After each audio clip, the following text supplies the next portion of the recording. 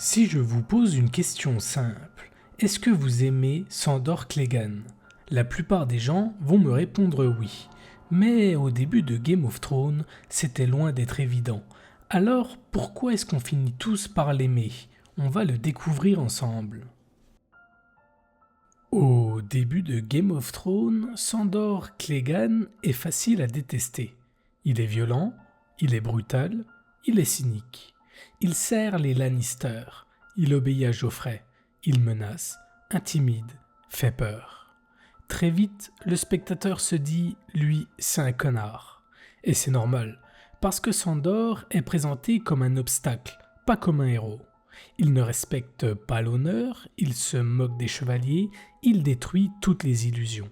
Et dans une série remplie de figures héroïques ou charismatiques, Sandor dérange. Sandor Clegane n'essaie jamais d'être aimé. Il ne joue pas au héros, il ne joue pas au traître brillant, il ne joue à rien. Il dit ce qu'il pense, que l'honneur est une blague, que les chevaliers sont des menteurs, que le monde est cruel. Et au début, ça nous met mal à l'aise, parce que le spectateur, lui, aime encore croire à ces choses.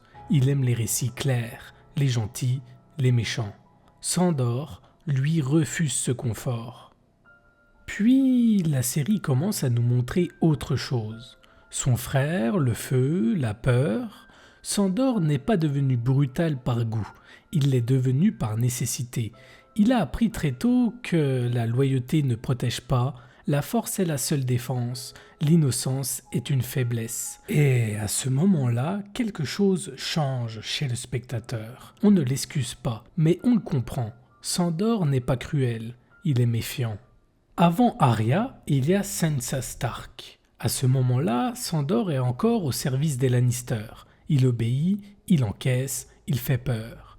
Et pourtant, quand Joffrey humilie Sansa, quand il la terrorise, quand il abuse de son pouvoir, Sandor est là. Il ne se rebelle pas, il ne fait pas de discours, il n'est pas un sauveur. Mais il intervient juste assez. Il détourne la violence, il se place entre elle et le pire. Il protège sans jamais demander de reconnaissance. Et le spectateur commence à douter. Pourquoi lui? Pourquoi elle? Parce que Sansa représente exactement ce que Sandor a perdu. L'innocence, la croyance en l'honneur, les contes de chevaliers. Sansa croit encore au monde tel qu'il devrait être. Sandor, lui, sait qu'il est faux. Alors, il ne détruit pas ses illusions. Il essaye juste de les protéger, un peu plus longtemps. C'est la première fois qu'on ne le voit plus comme un monstre. À Blackwater, quand le feu envahit la bataille, quand tout devient chaos, Sandor Clegane fait quelque chose d'impardonnable dans un récit classique. Il fuit, pas par lâcheté, par panique. Et ce moment est fondamental, parce que Sandor ne prétend jamais être un héros. Fuck the King's Guard. Fuck the city. Fuck the King. Il refuse de mourir pour un roi qu'il méprise, pour une cause qu'il ne respecte pas.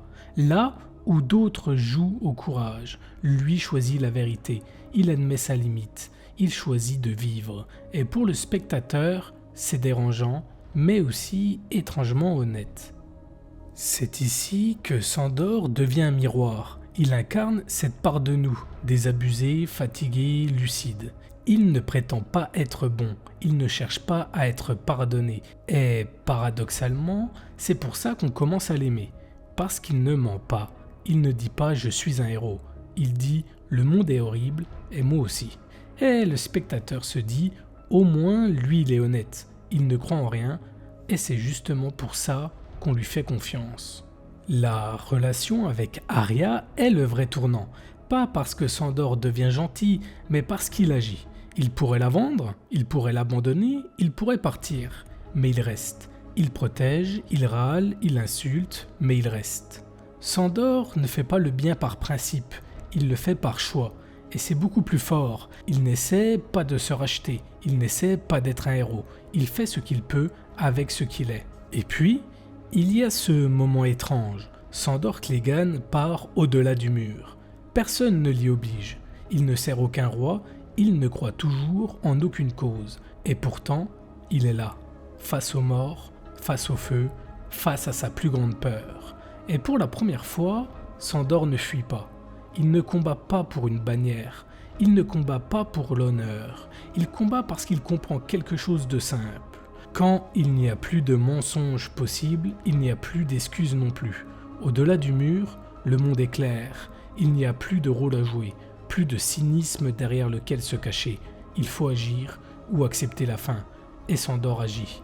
Pas parce qu'il est devenu bon, mais parce qu'il a arrêté de se mentir. À la fin, Sandor n'a pas changé de nature. Il est toujours brutal, toujours amer, toujours imparfait. Mais il n'a jamais triché. Il n'a pas changé pour plaire, il n'a pas demandé notre pardon, il n'a pas prétendu être autre chose. Et dans un monde rempli de faux héros, c'est incroyablement rare.